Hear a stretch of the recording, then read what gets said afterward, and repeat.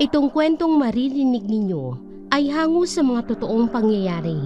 Ibinahagi ito ng isa sa ating mga tagapakinig na itago na lamang natin sa pangalang Doming. Naganap ito noong taong 2001 sa isang baryo sa Cebu. Nasa barangay hall si Doming ng gabing yon, kasama ang mga kawani ng kanilang baryo. Wala pa silang ginagawa ng mga oras na yon, kaya nakaupo sila at nagbabantay. Tamang-tama naman ang dumating si Lito, isa sa mga nakatatandang tanod sa baryo nila, sapagkat may dala-dala itong balita. Mga dodong, abay hindi kayo maniniwala. Alam nyo na ba kung ano ang usap-usapan? Aba, Mang Lito, kailan pa po kayo nahilig sa chismis? Biro niya, dahilan upang matawa si Ador. Kasama rin nilang tanod. Tatlo kasi silang nakatoka ng gabing yun. Ay, kayong mga bata kayo. Anong akala nyo sa akin, tismoso? Mahalaga tong sasabihin ko. Tungkol saan po ba yan, Mang Lito? Nakausap ko kasi ang misis ko kanina. Alam nyo ba kung ano ang sinabi niya sa akin? Tuwing gabi raw, doon sa mga bahay na malapit sa bundok, ay may gumagala raw na aswang. Hindi alam ni Doming kung bakit, pero bigla na lang nagtayuan ng balahibo niya sa sinabi ng matanda. Paano naman po nila nasabi? May nakakita po ba sa aswang na yon? Ang sabi sa akin, ang misis ko ay marami na raw nawawalang mga lagang hayop sa lugar na yon nito mga nakarang araw. Kung di naman nawawala ay nakikita na lang daw nila ang mga hayop natadtad ng mga sugat o di kaya patay na. Marami rin daw sa mga kababaryo natin ang nakakapansin na may kakaiba raw talaga sa lugar nila. Madalas pa ngang makarinig ang mga tao na may umaalalong sa gubat. May mga gabi rin daw na napapansin ng mga tao na parang may kung anong mabangis na hayop na umaaligid sa mga bahay nila. Tapos kagabi lang, nabulabog ang mga nakatira doon dahil sa mga igay. Nagtatahulan daw ang mga aso habang ang mga kambing naman ay nag-iiyakan. Dali-dali raw lumabas ang mga kababaryo natin pero wala na silang naabutan. Naiwan na lang daw ang duguan na bangkay ng ilan sa mga kambing. Baka naman ho kung anong hayop lang ho may gawa nun. Hindi ho kaya? Agad naman na umiling ang matanda. Mapahayop o aswang man ay kailangan pa rin nating hanapin at patayin yon. Mahirap na at baka may kababaryo pa tayong mapahamak. Marami pa namang mga bata ron. Kaya nababahala na nga ang mga tao rito sa atin. Tama po kayo, Mang Lito. Nakakabahala nga po mga sinabi nyo. Kailangan po nating ipaalam ang bagay na yun kay Kapitan. Hindi na kailangan, Dodong. Nakausap ko na si Kapitan kanina at pumayag naman siya sa naisip ko. Alam niyo ba kung paano natin mahahanap ang aswang na sinasabi ng mga tao? Puntahan daw natin si Mang Gustin. Sabi ng asawa ko, ay nakaengkwentro daw niya mismo ang aswang. Pwede siyang makatulong sa atin. Kung ganun po, kumilos na po tayo.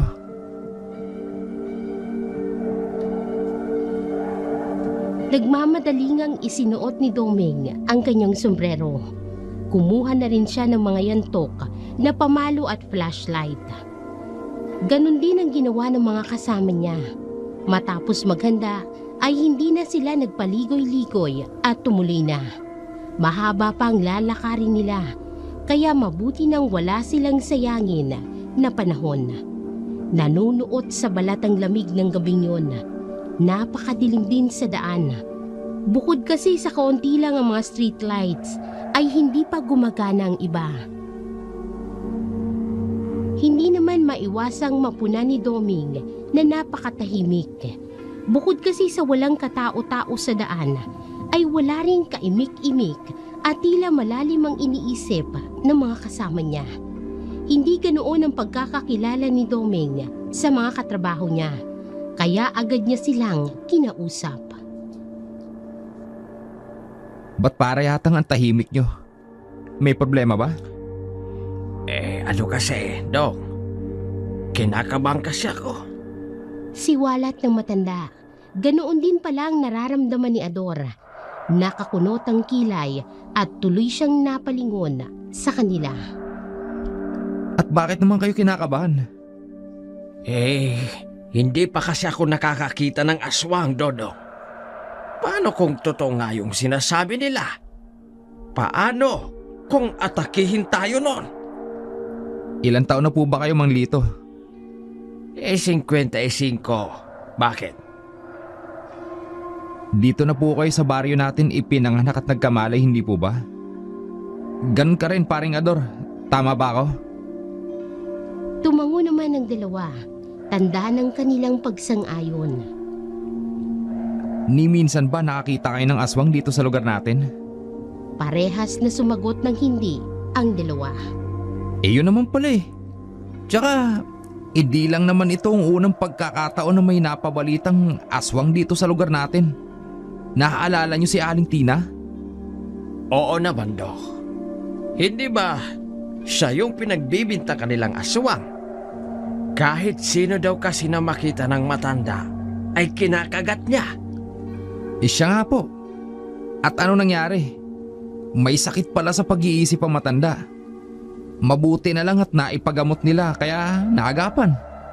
Tama ka nga, Dok. Kaya wag na po kayong mag-iisip ng kung ano-ano. Sigurado naman po ko na may iba't ibang mas kapani-paniwalang dahilan sa kung ano ba talagang naggagambala sa mga kababaryo natin. Nagkatinginan na lamang ang dalawa, pero hindi pa rin nagsalita. Tila hindi pa rin kumbinsido ang mga kasama niya. Pansin pa nga ni Doming ang pag-aalinlangan sa kanilang mga mukha, kaya itinuloy na lang niya ang paglalakad. Hindi naman nagtagal ay nakarating din sila sa lugar na paakyat na ang lupa. Malapit roon ang bahay ni Mang Gusting, ganoon din ang bundok. Dumadami na ang mga damo at nagtataasan naman ang mga puno sa paligid. Nang walang ano-ano'y umalingaw-ngaw ang isang nakakahindik na alulong. Mga Dong, narinig niyo ba yon?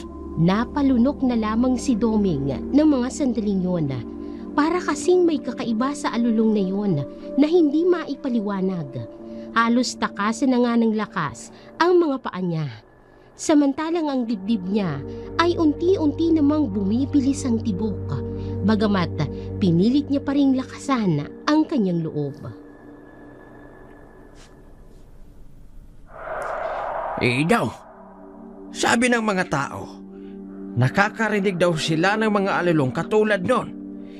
Hindi kaya yun ang aswang? Shh! Huwag po kayong maingay, Mang Lito. Baka yun na nga ang aswang na sinasabi nila. Kinikilabutan na nga ako, Dodong. Anong gagawin natin? Mang Lito, huminahon muna po kayo. Paano naman ako hihinahon, Dodong? Kung totoo nga ang aswang na yon, ay tsak na wala tayong kalaban-laban doon. Tinatakot niyo lang po ang sarili mo, Mang Lito. Baka naman kung kaninong aso lang ang narinig natin. Hindi, Dong. Hindi lang basta ordinaryong aso yon. Tingnan mo ang mga bisig ko. Nagtatayuan ang mga balahibo. Ganito na lang po. Hanapin na muna po natin kung saan nagmumula yung tunog na yun. At nang makasiguro tayo. Nako, Dong. Mapanganib yung iniisip mo. Mabuti pa siguro. Umalis na lang tayo habang may pagkakataon pa. Hindi ba't kayo na po itong nagsabi sa akin na kailangan nating hanapin at patayin ang nilalang na yun?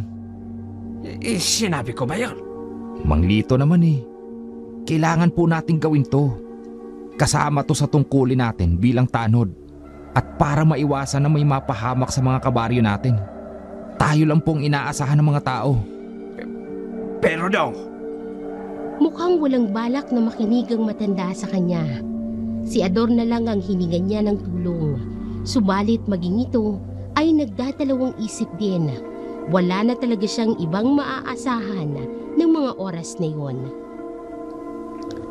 Sige, maiwan na lang kayo rito. Ako na ang titingin.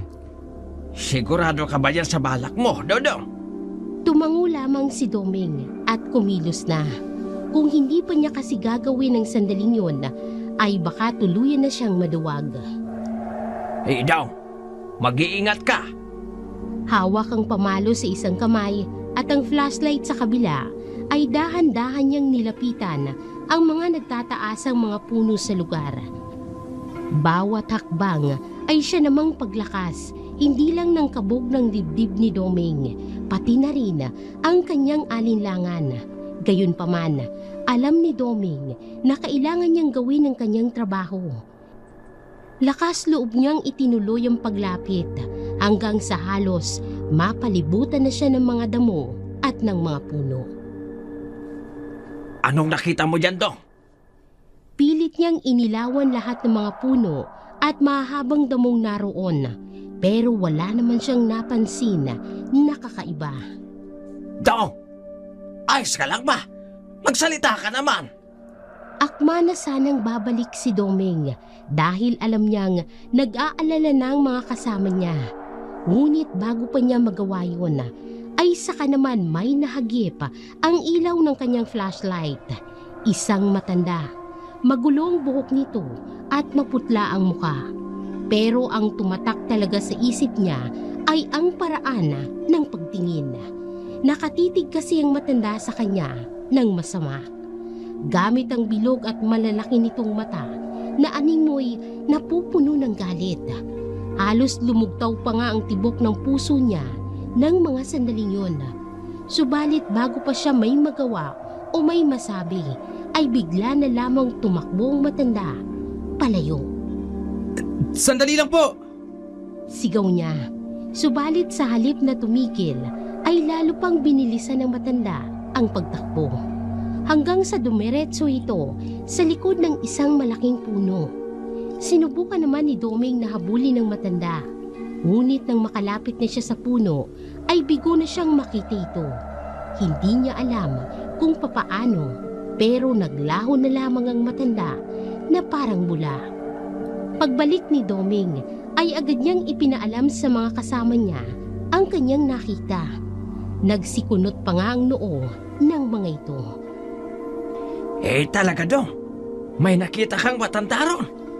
Opo, kitang-kita po ng dalawang mata ko. Nakatitig pa nga siya sa akin na parang isang mabangis na hayop. Nakilala mo ba ang taong yon? Hindi po. Ngayon ko lang po nakita ang taong yun. Pero makakaya ko siyang ituro pag nakita ko po siya ulit. Dong, ano kaya ang ginagawa ng matandang babae sa lugar at sa 10 oras pa ng gabi? Hindi ko po alam, Mang Lito. Siya lang po ang makakasagot sa mga tanong ninyo. Kaso, hindi ko po alam kung saan siya nagtago. Bigla na lang siya nawala. Nang may sasabihin naman si Ador, ay lubhas siyang napaisip. Napatanong kasi ang katrabaho niya kung sa tingin ba nila ay may kinalaman ng matandang babae sa mga nangyayaring panggagambala sa kanilang baryo. Sino kaya ang aswang? At dahil di mo siya kilala, Dong, tiga kabilang baryo siya at dito nang bibiktima. Wag naman po natin pag-isipan agad ng masama yung matanda. Lalo na't wala rin naman po tayong ebidensya. Ewan ko sa'yo, Dong, pero masama ang kutob ko sa taong yon. Tsak ako na may itinatago siyang lihim. Sinubukan pang libutin ni Doming ang lugar upang tingnan kung may makikita pa siyang kung anong makakatulong sa kanila. Pero nabigo na siya. Anong balak mo ngayon, Dong? Ipapaalam ba natin kay Kapitan ang tungkol dun sa matanda? Wag na po muna. Ituloy na lang po natin ang pagpunta sa bahay nila, Mang Agustin. Total, yun naman po talagang pakay natin. Kagyat na ngang inumpisahan ni Doming ang paglalakad at baka magbago pa ang isip ng mga kasama niya. Pagkatapos ng ilang minuto, ay narating na din nila ang isang lumang bahay na gawa sa kahoy at may silong sa baba. Mag-aalas 9 pa lang ng gabi ng mga oras na iyon, kaya hindi naman nagtagal ay napagbuksan sila ng pinto at tumambad sa kanila ang isang matabang lalaki na nasa 50 na ang edad. Magandang gabi, paring Gusten. Oh, kayo pala, paring Lito. Magandang gabi rin. Pinapunta ba kayo rito ni Kapitan? Tama ka, pare. Gusto ko sanang makausap hinggil sa aswang. Yon ay kung di kami makakaabala. Abay, walang problema. Halik kayo sa loob. Nang makapasok sila, ay nag-utos pa si Mang Gusting sa anak nito na ipagtimpla sila ng kape. Hindi na nila tinanggihan yon. Kailangan din nila yon para maiwasan nilang antukin dahil roronda pa sila mamaya. Paring Gusten, hindi na kami magpapaligoy-ligoy pa. Pwede mo bang sabihin sa amin kung ano ang nalalaman mo sa aswang? Alam nyo naman na siguro ang mga nangyari dito sa lugar namin at sa mga kapitbahay ko. Opo, ang sabi po sa amin, nakainkwentro nyo raw po yung aswang. Totoo po ba yun? Totoo. Hanggang ngayon nga, kinikilabutan pa rin ako. Maalala ko lang ang mga nangyari ng gabing yon. Talaga po? Pwede nyo po bang sabihin sa amin kung kailan at papaano? Ganito, makinig kayo. Nagkayayaan kasi kami ng mga kainuman ko at ng mga katrabaho ko, kaya ginabi na ako ng uwi. Naglalakad ako noon ng mag-isa. Sa daan nang makarinig ako ng parang may umaangil. Nagpalinga-linga ako para hanapin, pero wala naman akong nakita. Ipinagsawalang bahala ko lang. Marami na kasi akong nainom, kaya ang akala ko, guni-guni ko lang. Pero hindi pa ako nakakalayo nang marinig ko ulit ang pag-angil. Sa pagkakataong yon, mas malakas na. Para bang isang mabangis na hayop na may balak na atakihin. Tapos po? Takot na takot ako ng mga oras na yon. Ang lakas na nga ng kabog ng puso ko. Tapos naninigas na naman ang mga binti ko, kaya hindi ko na maihakbang. Hanggang sa may bigla na lang lumabas sa mga puno na malahalimaw na nilalang. Ano pong nilalang? Hindi ko rin alam kung ano. Sa tanang buhay ko, noon pa lang ako nakakita ng ganong klase ng nilalang. Ano pong itsura ng nilalang na sinasabi nyo? Ang ulo nun ay parang isang kambing na walang sungay. Malalaki rin ang mga ngipin at pangil ng nilalang na yon. Tapos ang kulay ng balat nun ay kasing itim ng isang panike. Mahahaba rin ang mga kamay at matatalas na kuko. Ang unahang paa naman ay maiksi, samantalang ang binti sa hulihan ay mahahaba.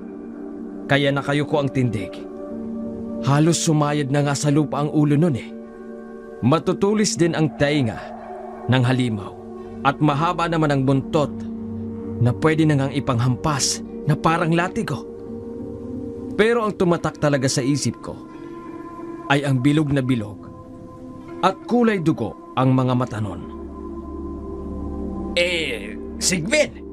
Isang sigbin ang nilalang na yon. Ang sabi nila ay alaga raw yun ng mga aswang. Halimaw na alaga ng mga aswang? Napakahirap namang paniwalaan ang sinasabi nyo, Mang Lito. Ay nako, Dok. Bata pa kasi kaya wala ka pang nalalaman. Pero marami na akong narinig sa mga kwento tungkol sa halimaw na yan. Kaya nakasisiguro ako na sigbin nga ang nakita ni paring Gusten. Ano pong sunod na nangyari? Nung lumabas na ang aswang, parang hindi ko na alam ang gagawin ko. Noon pa lang kasi ako nakakita ng ganong halimaw. Animoy kampo ng kadiliman ang nilalang na yon. Hindi naman ako makatakas. Kahit anong ang pilit ko na ihakbang ang mga paa ko, hindi ko talaga magawa. Para na akong naubusan ng lakas hanggang sa tumitig na nga sa akin ang aswang. Nanlamig ang buo kong katawan kung tingnan kasi ako ng halimaw. Para bang balak niya akong gawa ng masama. Tapos, biglang yumuko ang aswang, gaya sa aso. Saka tumakbo gamit ang mga kamay nito at paa. Sinugod ako. Sa takot ko nga'y, wala na akong nagawa kundi ang mapasigaw. Ano po nangyari? Paano po kayo nakaligtas? Nung sumigaw na ako, saka naman kumaripas palayo yung aswang. Parang natakot yata. Mabuti na lang po't hindi po kayo napano. Kaya nga, ang akala ko nga ay katapusan ko na nun. Maswerte lang ako at di ko pa yata oras. Nang matapos ng magkwentong matanda, ay naalala naman ni Doming ang nangyari kanina. Kaya nagbaka sakali rin siyang magtanong. Siya nga pala ho, Mang Agustin. Nitong mga nakarang araw po ba, may napapansin po kayong matandang babae na umaaligid dito sa inyo? Wala naman, bakit? Wala naman po. Kalimutan nyo na lang po. Maraming salamat po pala sa tulong nyo, Mang Agustin. Babalitaan na lang po namin kayo. O sige, walang problema. Pagkalabas pa lang nila ng bahay, ay bukang bibig na agad ni Ador ang mga narinig nila. Damang-dama niya nga ang takot dito. Papaano'y kay Mang Agustin na mismo nang galing na sinugod dito ng aswang at muntik na siyang gawa ng masama. At kung nangyari yun sa matanda, ay hindi malabong mangyari din yun sa kanila. Naku mga dong, anong gagawin natin? Kung sigbin nga ang gumagala rito sa lugar natin ay hindi natin kaya yon. Sigurado po ba kayo, Mang Lito? Nasigbin nga po ang nakaengkwentro ni Mang Agustin? Naku dong, walang duda. Narinig mo na ba ang sinabi ni Paring Agustin, hindi ba? Tungbang tugma sa mga kwento sa akin o ng lola ko. Ganun po ba? Huwag mong sabihin na hindi ka pa rin naniniwala sa aswang. Ano pa bang patunay ang kailangan mo? Hindi naman po sa ganun, Mang Lito. Naniniguro lang po. Ay, ewan ko talaga sa'yo, Dong. Hirap talaga si Doming na paniwalaan na aswang nga ang sumasalbahe sa mga alagang hayop sa lugar nila. Ngunit hindi niya inaasahan ang mangyayari sa gabi ng Martes. Doon na tuluyang nagbago ang isip niya. Malalim na ang gabi ng mga oras na yun, kaya napakamot na lamang si Doming ng ulo nang siya'y maalimpungatan. Napakaingay kasi sa labas ng kanyang bahay. Ang mga aso kasi ay kangkang ng kangkang. Dali-dali ngang bumangon si Doming at sumilip sa bintana. Pero dahil madilim sa labas ay wala siyang nakita. Gayunman ay hindi pa rin tumigil ang mga aso at tila wala silang balak na patulugin. May pasok pa naman siya sa trabaho kinabukasan. Kaya hindi nagdalawang isip na lumabas si Doming.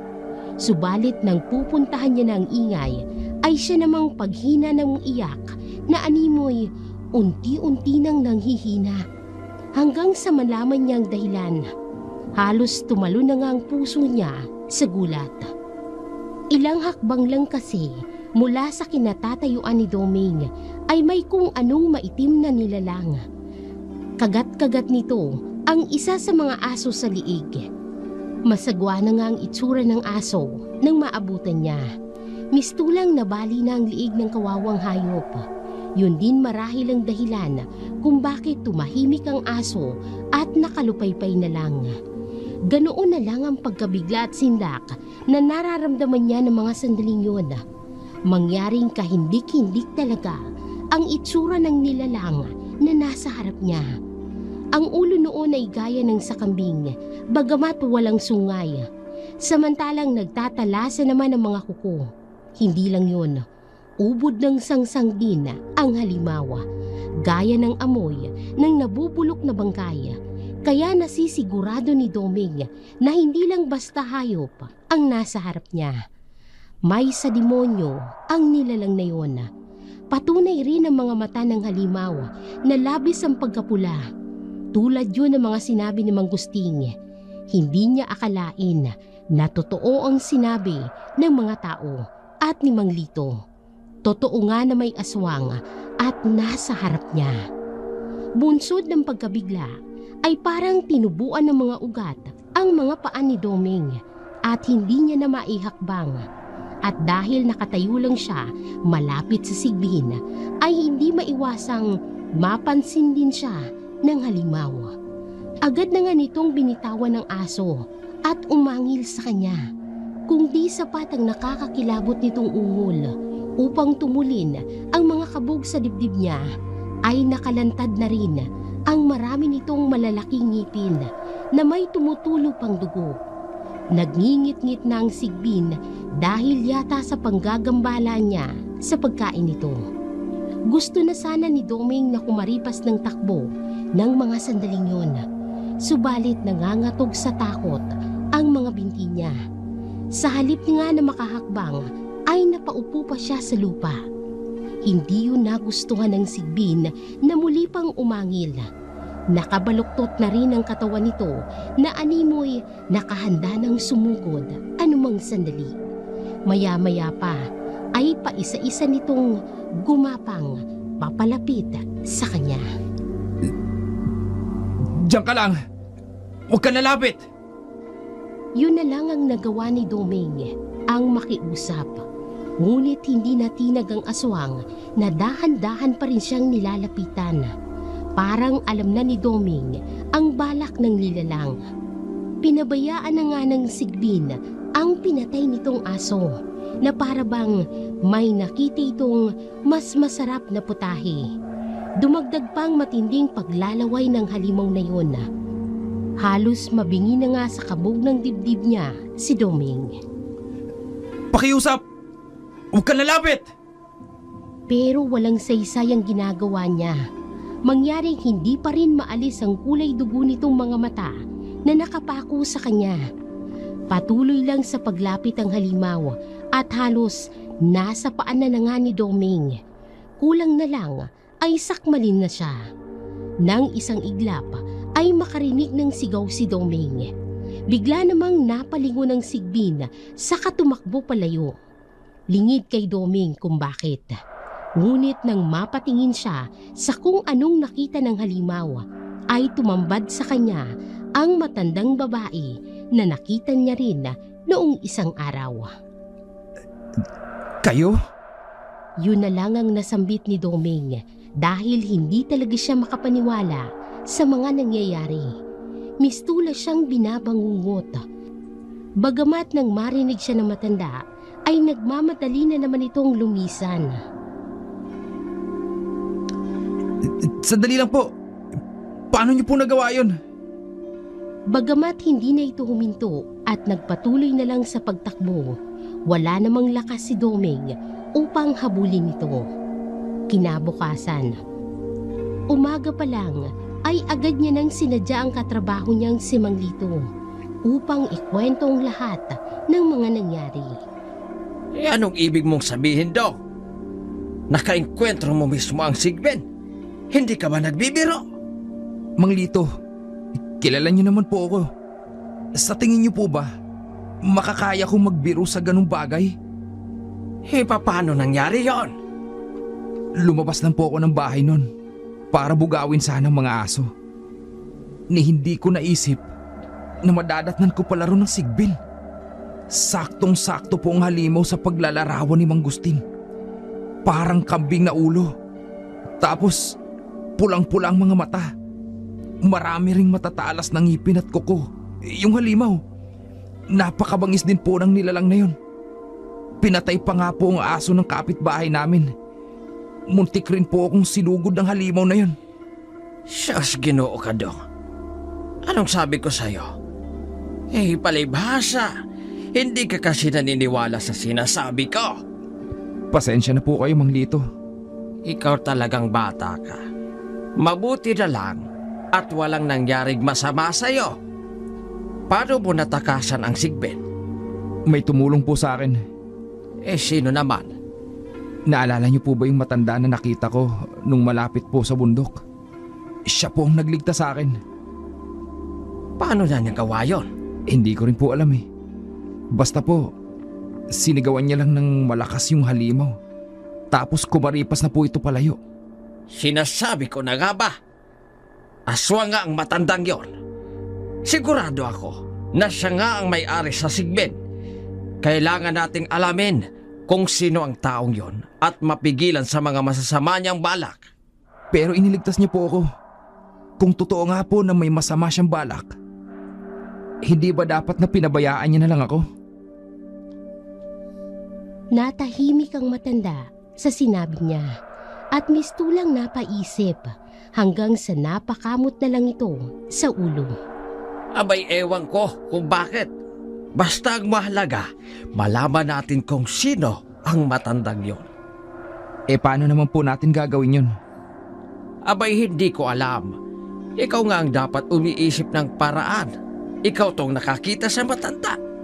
Bagamat bigong makaisip ng paraan si Doming, samantalang ang ginawa naman nilang pag-iimbestiga ay wala ring pinatunguhan. Sa kabila noon ay natahimik naman ang kanilang baryo ng mga sumunod na araw. Hindi nila alam kung paano. Wala namang kasing napapabalita na may nakapatay sa halimaw. Ang sabi-sabi naman ng mga tao ay baka lumipat na raw ang salot sa ibang bayan. Gayunpaman ay nagpatuloy pa rin ang grupo ni Doming sa pagroronda tuwing gabi. Alinsunod na rin sa utos ng kapitan upang maiwasan na rin na may iba pang mapirwisyo. Ngunit pansamantala lang pala ang katahimikang natatamasa nila. Matapos kasi ang isang buwan ay isang nakakabahalang balita ang gumimbal sa buong baryo. Nang mabalitaan nga ni Doming ang nangyari, agad siyang napasugod sa barangay hall. Sakto namang naabutan niya sila Mang Lito at Ador na nag-uusap. Tama po bang nabalitaan ko? Ikaw pala, Dodong. Oo. May nawawala raw na bata. Magdidilim na nga pero hindi pa rin nila nahahanap. Ano pong sabi ni Kapitan? Ano pa ba? Syempre, uutusan tayong tumulong. Naghihintay nga lang kami ng makakasama at pupunta na rin kami. Mabuti na lang at dumating ka. Saan daw po huling nakita ang bata? Doon daw malapit sa bundok. Ang sabi ng nanay ng isa sa mga bata, naglalaro lang daw ang mga bata ng taguan. Pero hindi na nakita ng anak niya yung kalaro nila.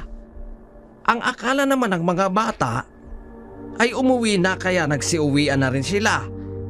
Nalaman na lang nila na nawawala na pala yung bata nung puntahan na mismo ng nanay sa bahay nung kalaro niya.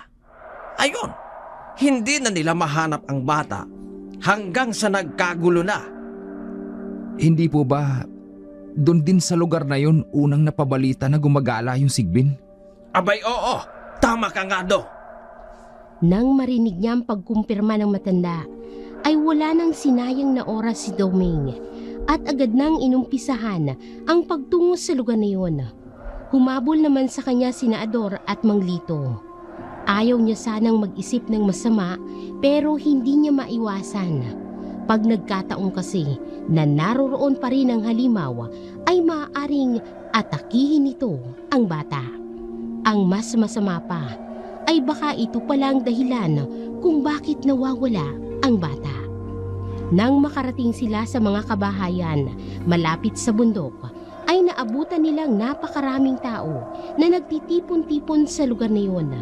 Naroon din ang nanay ng bata na umiiyak. Hindi na nga ito makausap ng maayos. May ibang tao naman sila na nakapagsabi sa kanila na wala na rin daw balita, bagamat patuloy lang ang mga tao sa paghahanap.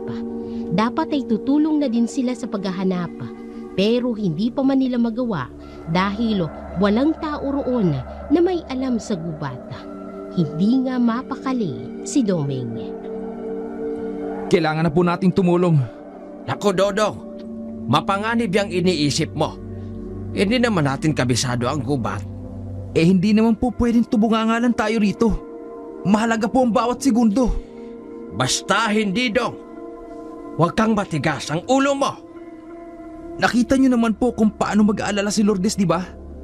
Hindi po ba kayo naaawa sa nanay na bata? Kasalanan din naman kasi ng babaeng yon. Bakit kasi hindi niya binabantayan yung anak niya? Mang Lito, hindi po itong oras para magsisiyan. Kung tutulong na po tayo, mas mapapabilis ang paghahanap sa bata. Paano kung tayo naman ang mawala ron sa gubat? Didagdag pa tayo sa mga problemahin ng mga tao. Dahil may punto si Mang Lito, ay wala nang nagawa si Doming kung hindi ang maghintay.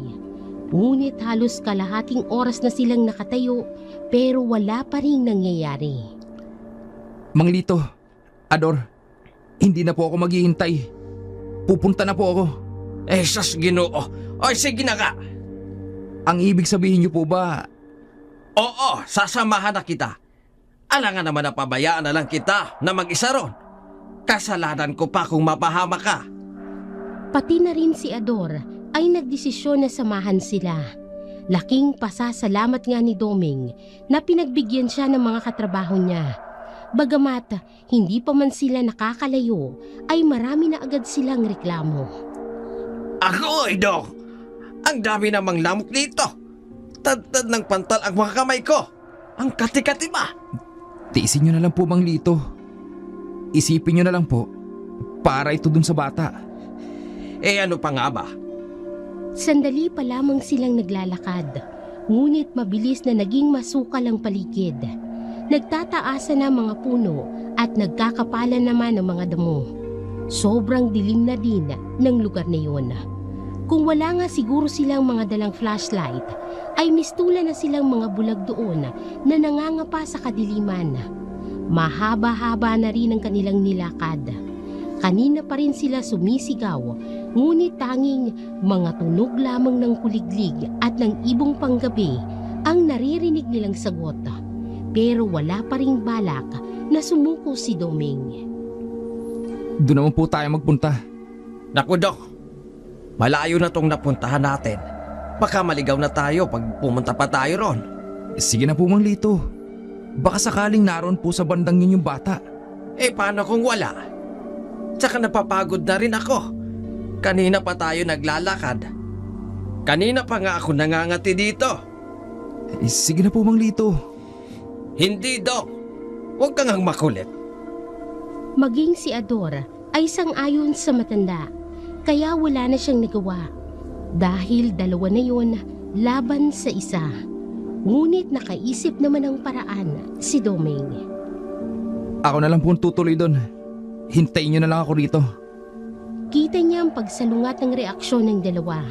Mangyaring napailing si Mang Lito at si Ador naman ay napakamot ng ulo.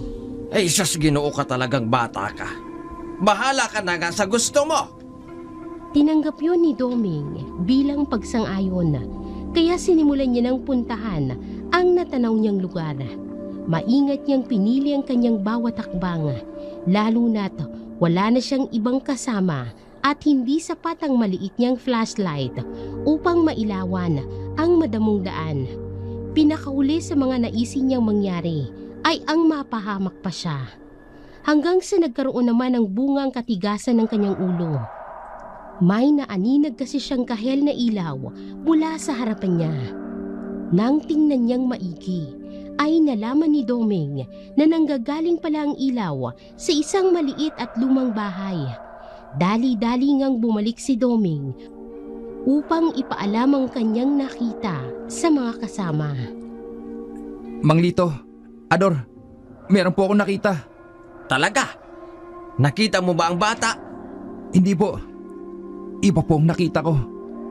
Pero baka makatulong yun sa paghahanap natin. Ay sus! Ano naman? May nakita po akong maliit na bahay sa bandang ron po. Baka po may tao ron na pwede natin pagtanungan. Pumayag naman ang dalawa, kaya agad na silang nagtungo roon.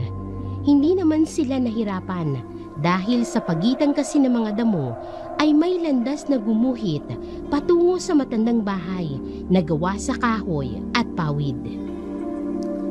Abay, akalain mo nga naman, hindi ko alam na may nakatira pala rito. Sino po kayo nakatira dyan? Malay ko ba? Ngayon lang ako nakarating dito Alamin na lang po natin. Kaagad naman na tumawag ng tao si Mang Lito. Medyo natagalan pero napagbuksan din naman sila ng isang matanda. Subalit nang masilayan ni Doming ang taong nagbukas ng pinto ay siya ring pagsakop sa kanya ng kilabot. Maayong gabi po, nanay. Bakit? Anong kailangan ninyo? Natulala na lamang si Doming, bunsod ng pagkabigla, ni hindi kasi sumagi sa isip niya na ang matandang yun pala ang makikita niya roon. Yun ang kahina-hinalang matanda na nagligtas sa kanya mula sa sigbin. Ang lakas na nga ng kabog ng dibdib ni Doming, lalo na nang mapatitig ito sa kanya. Malalim ng gabi. Alam niyo bang nakakaistorbo kayo? Nagpapahinga na ako. Pasensya na ho kayo, nay. May gusto lang po kaming itanong. Tungkol saan? May nawawala po kasing bata. Itatanong lang sana namin kung may nakita ba kayo na nagawi sa lugar na ito. Wala. Mabilis na naging sagot ng matanda. Parang gusto nito na umalis na sila agad sa bahay niya. Ganun po ba? Kung wala na kayong sasabihin, maaari na kayong umalis. Opo. Salamat po. Hindi pa nga natapos si Mang Lito sa pagpapasalamat, ngunit pinagsarhan na agad sila ng pinto. Napilitan na rin silang umalis. Anong sinabi ko sa'yo, Dong? Di wala rin tayong napala.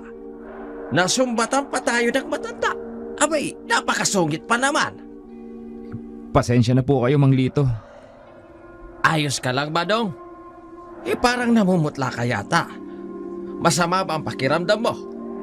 Wala po ito. Huwag niyo po akong alalahanin.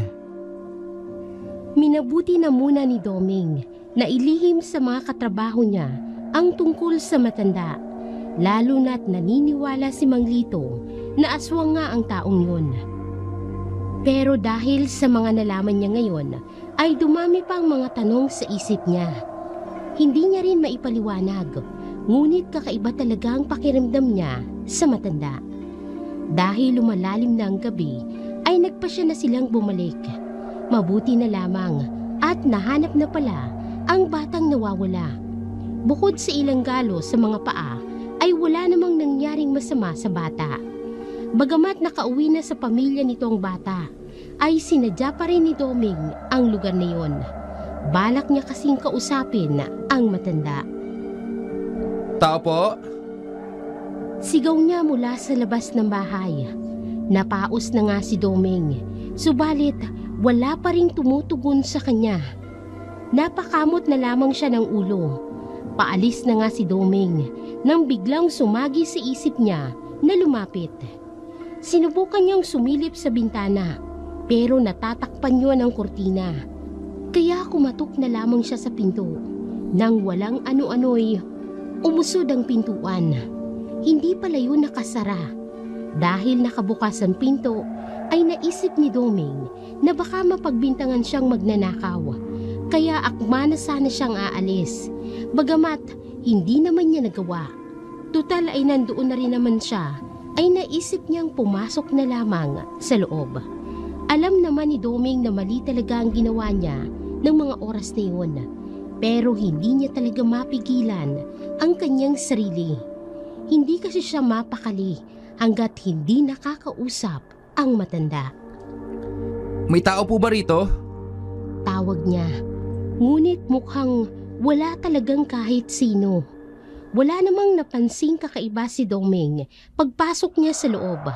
Ang mga gamit din sa bahay ay nakaayos, maliban lang sa isang tasa ng kape na naiwan sa lamesa. Walang hiya-hiya niyang nilibot ang buong bahay, pero bigo pa rin siyang makita ang matanda. Hanggang sa may nakita siyang isang silid. Hindi niya alam kung ano ba ang pumasok sa isip niya, pero kaagad niyang pinasok ang kwarto. Hindi inaasahan ni Doming ang madadatnan niya roon. Napalunok na nga lang si Doming. Sa silid na yun kasi na maliit lang at walang bintana, ay naabutan niya ang kung ano-anong mga bagay na ginagamit lamang sa mga ritual o orasyon. Sa isang estante nga, ay napansin niya ang mga nakalagay na botelya na hindi niya matukoy ang laman na likido. May maliit ding lamesa. Sa taas noon ay nakatayo pang natunaw ng itim na kandila. Nakapatong din doon ang isang lumang libro. Masaya na pinakiramdaman ni Doming.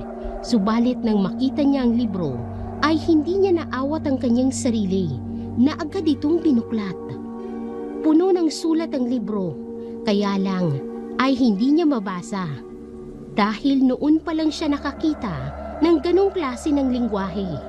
Ngunit nang ibaba niya ang libro, ay may bagay naman na agad ding pumukaw ng atensyon ni Doming. Isang malaking banga na gawa sa luwad. Pwede na ngang kumasya sa loob noon ng isang tao. Akmang tatanggalin na sana ni Doming ang takip na kahoy ng banga nang may marinig siyang nagsalita.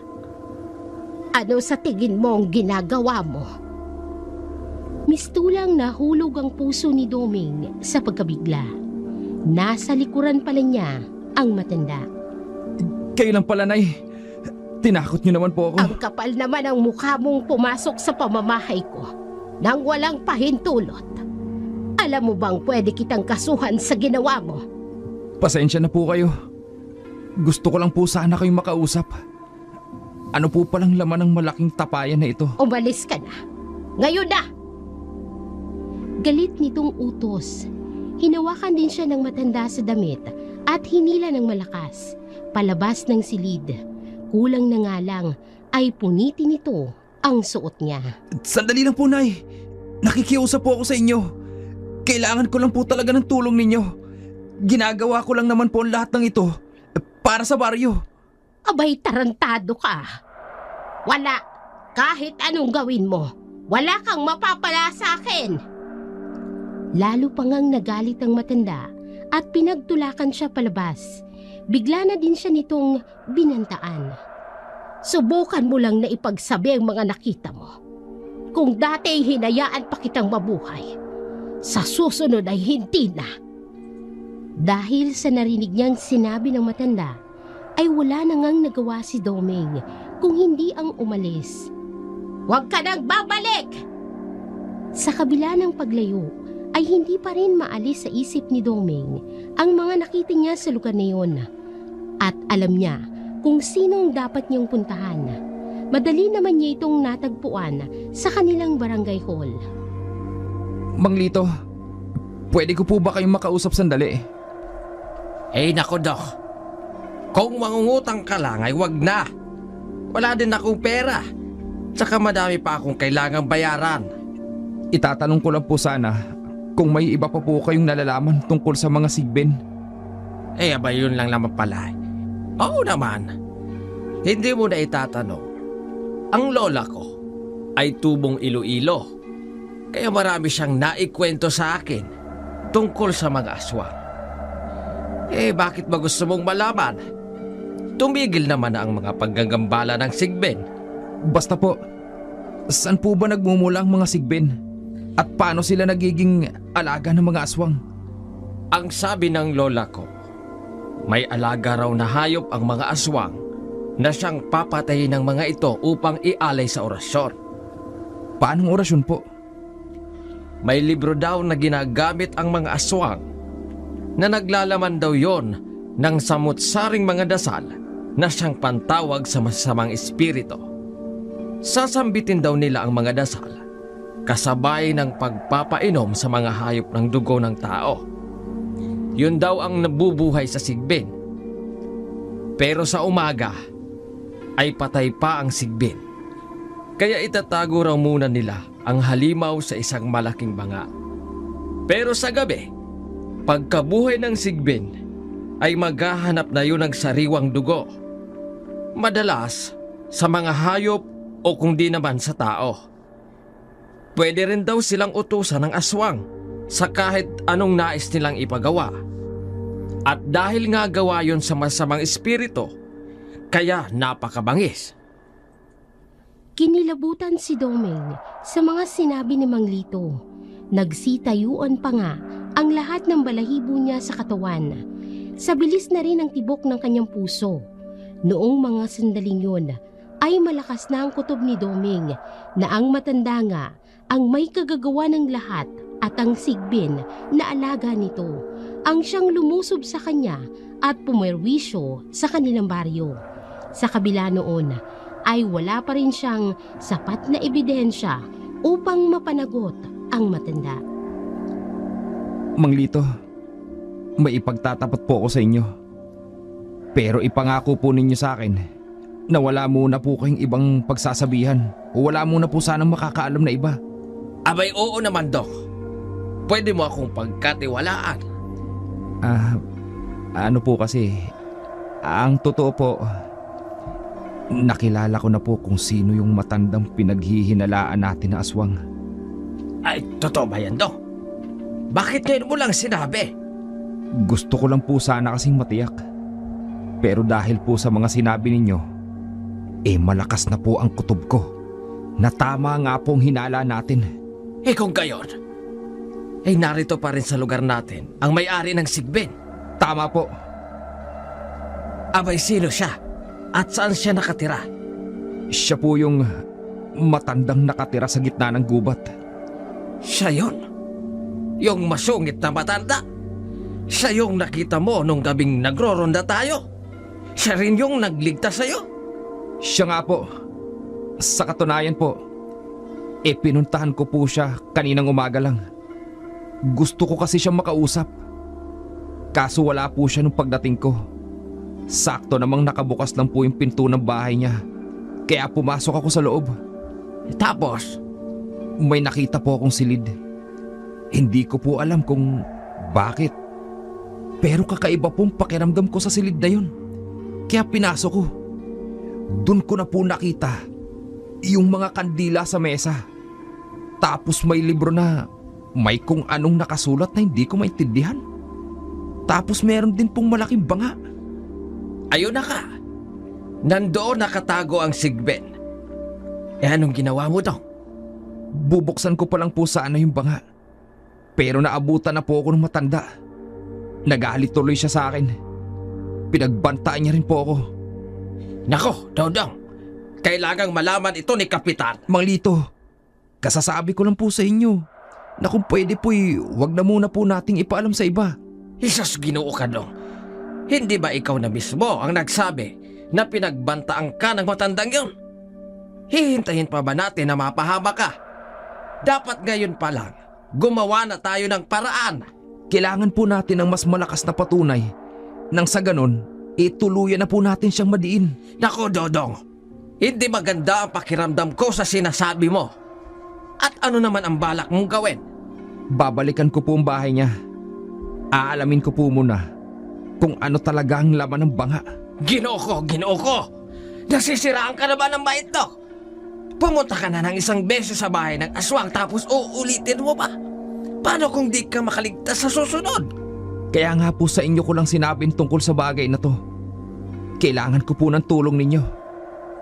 Kitang-kita ni Doming ang pagkunot ng noo ng matanda, pati na rin ang pagsalubong ng kilay nito at nakasimangot na bibig. Sa itsura nito, mukhang tutol ito sa nais niya. Kaya't laking gulat ni Doming sa naging tugon nito. Paano kita tutulungan? Agad namang ipinaliwanag ni Doming ang plano niya sa matanda, dahilan upang lalo pang maging maasim ang mukha nito. Gayunman ay napapayag niya pa rin ito sa balak niya. Ilang araw din nilang plinanong gagawin nila. Sabado, nang magpasya siya at ang mga katrabaho na isa katuparan ang kanilang balak. Maaga pa lang ay nagkita na sila sa mga kabahayan na malapit sa bundok. Naunang dumating si Doming. Hindi naman nagtagal nang makarating na rin ang matanda. Sigurado ka ba talaga sa balak mo, Dodong? Pwede pa nating itigil to. Mas mabuti na rin na sabihin lang natin ito kay Kapitan. Mang Lito, sigurado na po ako. O siya, kung yan talaga ang gusto mo. Wala na yung atrasan. Sayang naman kasi ang dala nilang sako na siyang paglalagyan niya na sana ng sigbin. Kung magtagumpay si Dodong at madala pabalik ang bangkay, ay tiyak na wala nang takas sa batas ang matanda. Pinabaunan niya si Mang Lito ng supot ng asin at bawang sa bulsa. Proteksyon niya sakaling hindi umayon sa plano nila ang mangyari.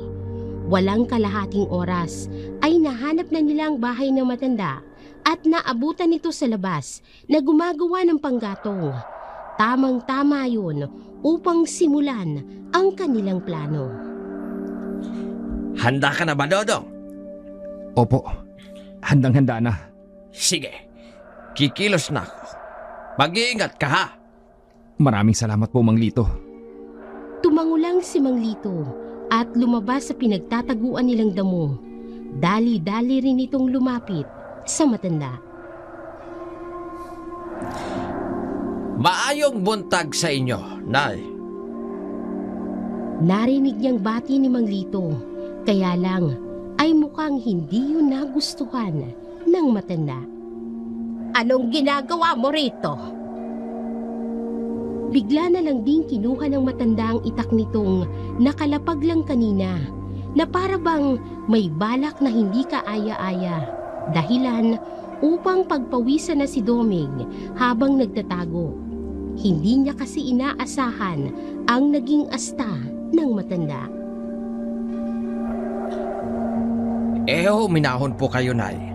Darito lang po ako upang ipaalam sa inyo na may tulong silang ibinibigay sa barangay. Papuntahin ko po sana kayo para kunin. Niloloko mo ba ako? Paano naman mangyayari ang sinasabi mo? Hindi naman ako nakarehistro sa barangay ninyo. Lalo pang nagalit ang matanda. Kulang na nga lang ay sugurin nito si Mang Lito. Hindi na po kailangan, Nay.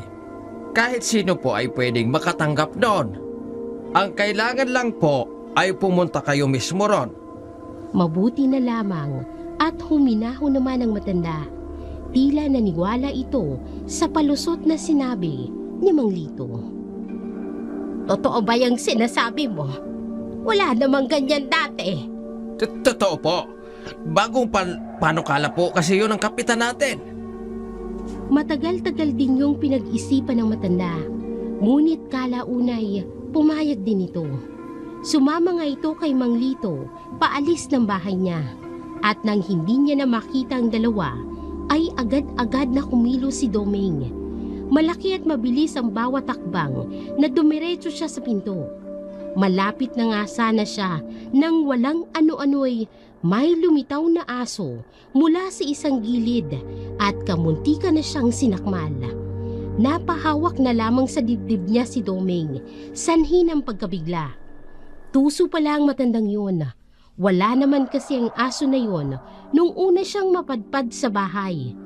Lalo patuloy tumindi ang pagdududa ni Doming na baka may itinatago ngang sigbin ang matanda sa bahay nito. Ang problema ay walang humpay sa katatahol ang aso. Kaya alam niya na hindi siya maaaring magtagal sa lugar na yun.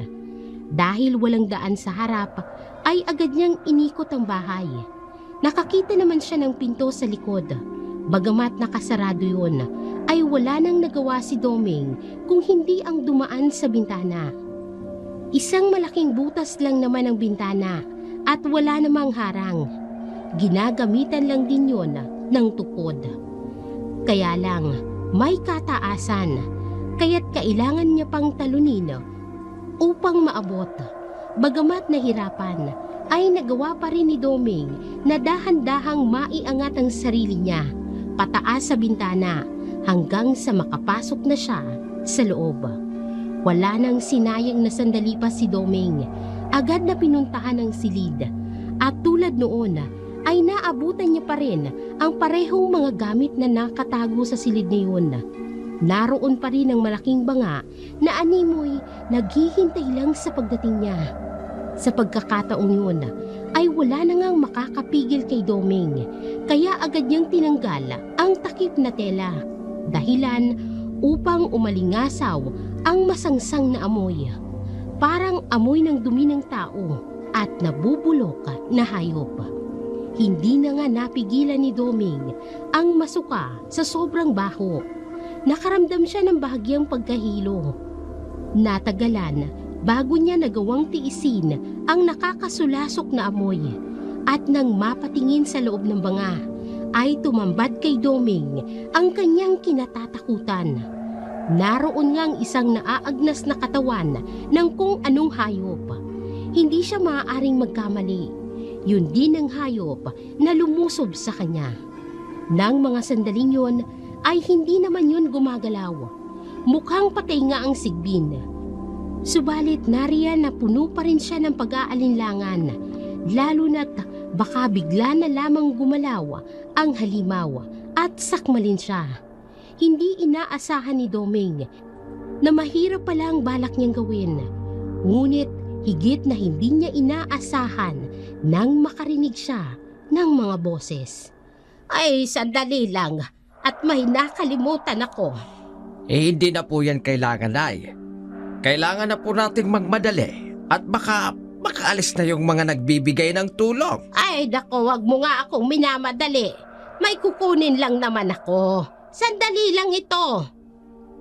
Abot-abot ang naging kaba ni Doming ng mga oras na yun.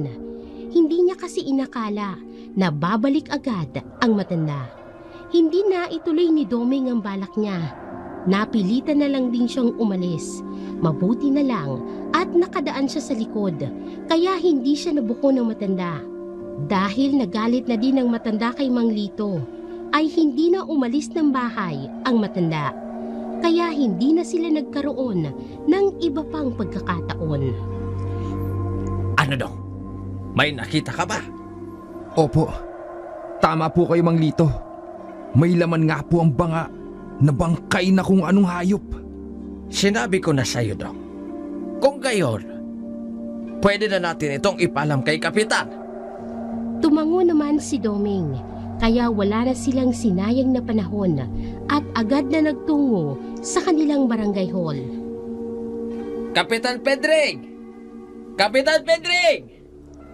Oh, Lito, Doming, ay kayo pala. Anong problema at bakit kayo humahangos? Kapitan Pedring, may dapat ho kayong malaman. Tungkol saan? Alam na po namin kung sinong gumagambala sa ating baryo. Anong ibig mong sabihin, Doming? Kung yung aswang ang tinutukoy mo, ay hindi ba't nahinto na ang mga pag-atake nun? Tama po kayo. Pero nalaman po namin ni Mang Lito na nandito pa rin sa lugar natin ang aswang. At kung di pa tayo kikilos ngayon, baka maulit pang nangyari at may mapahamak na kabaryo natin. Totoo ba yung sinasabi mo, Dodong? Aba, sino itong tinutukoy mo? Isang matanda po na nakatira sa gubat. May alaga po siyang sigbin na siyang gumagawa ng mga pag-atake. Sigbin? Hindi ba't halimaw yon na alaga ng mga aswang? Abay, seryosong paratang yan, Dong. May patunay ba kayo na patungkol dyan sa sinasabi ninyong iyan, Doming? Meron po. Sa bahay po kasi ng matanda, may kung ano-anong kakatuwang mga bagay. Ang hinala namin, ginagamit yun ng matanda sa ritual. Kasama na ron yung pagbuhay ng sigbin. May malaking banga po roon na may lamang kung anong patay na hayop. Kapitan, kung pupunta na po tayo ngayon, tiyak malalaman ninyong totoo. Na totoo nga po ang sinasabi ko. Napatingin sa mga kawani niya ang kanilang kapitan at halatang nag-iisip. Bagamat hindi naman siya nito binigo. Sige, Ituro ninyo sa akin kung saan itong bahay na sinasabi ninyo. Nagmamadali silang tumungo sa bahay ng matanda. Pababa na kasi ang araw at malapit nang dumilim. 5 lahat sila na tanod at si Kapitan Pedring. Kaya kahit na aswang ang matanda, ay wala itong magagawa laban sa kanila. Nang makarating sila sa lugar na iyon, ay laking gulat din ni Kapitan Pedring at ng iba pang mga tanod. Niwala kasi sa kanilang nakakaalam na may bahay pala sa bahaging yun ng gubat. Tao po! Tawag ni Kapitan. Hindi naman nagtagal nang labasin sila ng matanda na nanlilisik ang mga mata kung makatingin. Anong ginagawa niyo rito? Ay, maayong gabi po, Nay. Narito po kami, alinsunod sa batas, para sa kaligtasan ng mga tao. Kaya kung pwede, makipagtulungan na lang ho kayo sa amin. At bakit ko naman kailangang gawin yon? Wala naman akong ginagawang masama. May nakapagsabi po sa amin na nagsasagawa raw ho kayo ng ritual sa inyong tahanan. Ay totoo po ba yon? At sino naman ang nagsabi sa inyo ng kalokohang yan? Yang bang lalaking yan? Sabay turo kay Doming. Hindi na po mahalaga yun, Nay. Ang kailangan po namin ay ang sagot ninyo sa aming tanong. Hindi totoo yan. Wala akong alam sa mga sinasabi ninyo. May alaga daw po kayong sigbin. Maaari bang isuko ninyo na lamang sa amin yung aswang nang sa ganon ay hindi na po makapaggulo? Ang kapal naman ang mukha ninyong pagbantaan ako. Dito pa mismo sa pamamahay ko. Nay, tungkulin po namin ito. Ay nakikiusap din po ako sa inyo na baka pwede namang habaan ninyo ang inyong pasensya. Ano pa bang kailangan ninyo? Hindi ba't sinabi ko na hindi totoo ang ibinibintang sa akin ng lalaking yan? Ay dapat nga siya itong ireklamo ko. Pumasok siya sa bahay ko nang walang pahintulot. Ganito na lang, Nay. Pwede po ba kaming pumasok sa inyong tahanan para na rin mapatunayan ninyo na hindi nga totoo ang mga paratang sa inyo? Hindi ninyo pwedeng gawin yan. Wala kayong karapatan. Pasensya na po, Nay. Pero bilang mga alagad ng batas, ay may karapatan po kaming gawin yon. Hindi! Hindi pa rin ako makapapayag! Bagamat ibinigay na ni Kapitan Pedring ang utos, kaya dali-dali silang pumasok. Dahil may asong nakabantay sa pinto, ay kinailangan pa nilang hulihin yon upang makapasok. May katigasan din ang ulo ng matanda na pilit silang ginugulo. Gayunman, ay hindi pa rin napigilan sa pagpasok ang kanilang grupo. Kagyat namang nanguna si Doming papunta sa silid at tumambad sa kanila roon ay gumulat sa kanilang lahat. Wala nang mga botelyang may laman ng kung ano-anong likido. Wala na rin ang lumang libro, maging ang mga itim na kandila. Naayos na ngang mabuti ang lugar na pinag-iimbakan ng mga panggatong. Napalunok na lamang si Doming sa nakita niya. Sinubukan niya ring lumabas upang tingnan kung tama ngang napasok niyang kwarto. Ngunit iilan lang naman ang silid sa bahay na yon, kaya malabo na magkamali pa siya. Nasaan ang mga gamit na sinasabi mo, Doming? Hindi ko po alam, Kapitan. Pero andito lang po dapat yun eh. Nasaan nga? Bulalas nito. Alam niyang iniingatan ng kapitan nila ang kanyang reputasyon, kaya ganoon na lamang ang galit nito. Pero narito pa naman po yung bangay. Nasa loob po niyan yung bangkay ng hayop. Dali-dali namang tinanggal ng kapitan nila ang nakapatong na kahoy. Ngunit sa halip na mabahong hayop, ay ordinaryong tubig lang ang tumambad sa kanila. O ano? May nakita ba kayo? Wika na matanda na animoy nanloloko. Pasensya na po kayo, Nay. Nagkamali po kami. Hayaan po ninyo at pagsasabihan ko po ang mga tao ko. Abay, dapat lang. Nagmamadaling lumabas ng bahay ang kapitan nila at sinubukan pang habulin ni Doming. Kapitan, maniwala po kayo sa akin. Nagsasabi po ako ng totoo. May alagang sigbi ng matandang yun. Nakita ko po yun mismo. Ipinahiya mo ako, Doming!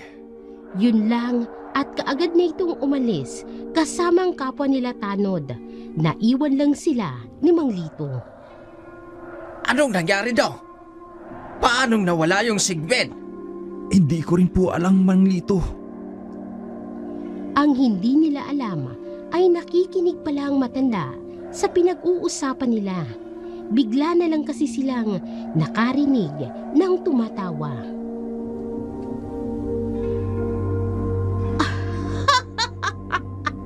Agakala mo siguro'y maiisahan mo ko, Dog. Nagkamali ka ng binangga. Pagkatapos ay padabog na isinarado ng matanda ang pinto ng bahay nito. Kaya nagpasya na rin silang umalis. Kinabukasan ay maagang nagtungo sa barangay hall nila si Doming. Ngunit hindi niya nakita roon ang kanilang kapitan. Ang nandoon lang ay ang mga katrabaho niyang Tanod. Ipinaalam din ng mga ito sa kanya na labis daw talagang napahiya sa nangyari ang kapitan nila.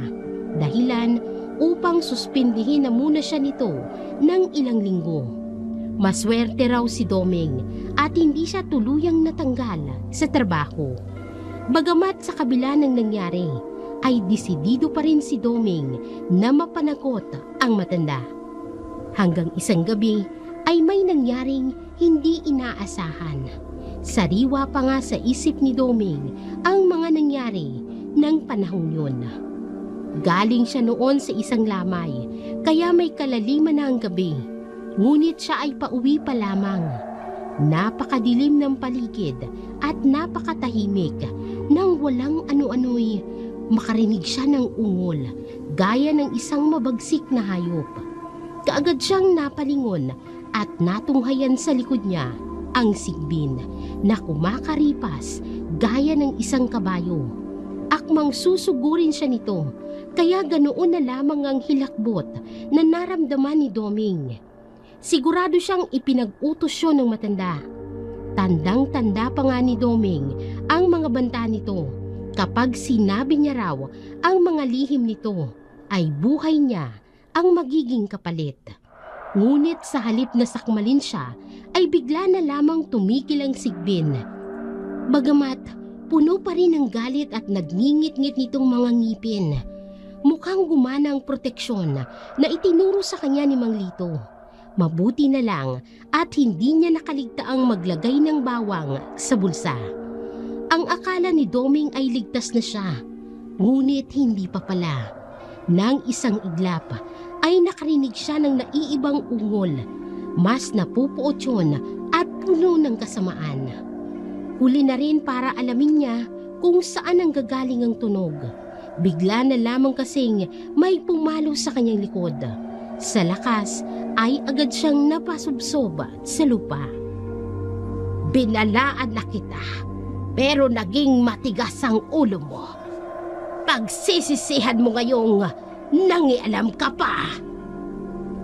Malamig ang buong katawan ni Doming, hindi lang sa mga salitang yon, maging sa nakahihindik na boses na narinig niya. Mistula yung boses ng kampo ng kadiliman at isa lang naman ang alam niyang may kakayahang gumawa nun. At nang mapaharap ay tumambad sa kanya ang isang kakakilakilabot na nilalang. Napakaitim ng balat, napakapangit ng muka at nagtatalasan na ang mga ngipin at kuko. Ngunit nakilala niya pa rin ang nanlilisik nitong tingin sa kabila ng nakahihindik nitong anyo. Kahit na nakaamban na lang ang panganib, ay nilakasan pa rin ni Doming ang loob niya at nagsalita. Ginagawa ko lang ang trabaho ko at tungkulin kong protektahan ang lugar namin laban sa katulad mong masamang nilalang. Isa kang hangal, Doming. Ang akala mo ba talaga magagawa mo kong pigilan? Gagawin kong... Hindi na natapos ni Doming ang sasabihin niya nang hampasin siya nito sa ulo. Napahalik ulit siya sa lupa. At ano sa tingin mong magagawa mo laban sa akin? Kung tutuusin nga, pwede kitang patayin noon pa lang. Sinubukan niyang lumaban.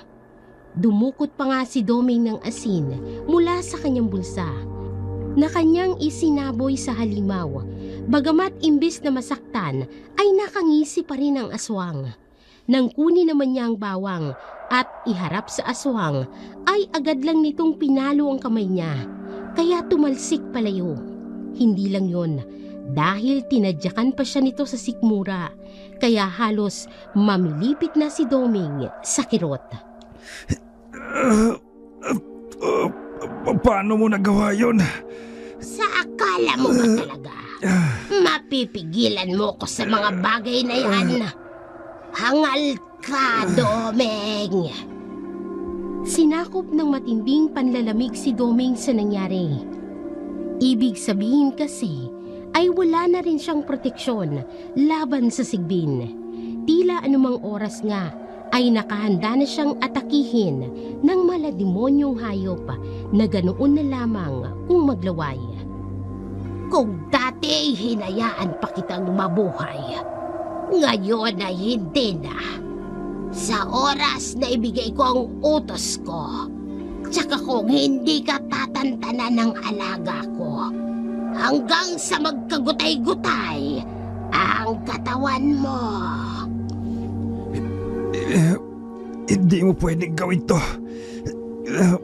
Siguradong ikaw ang pagbibintangan ng mga tao. Sa tingin mo ba, mahalaga pa sa akin ang bagay na yon?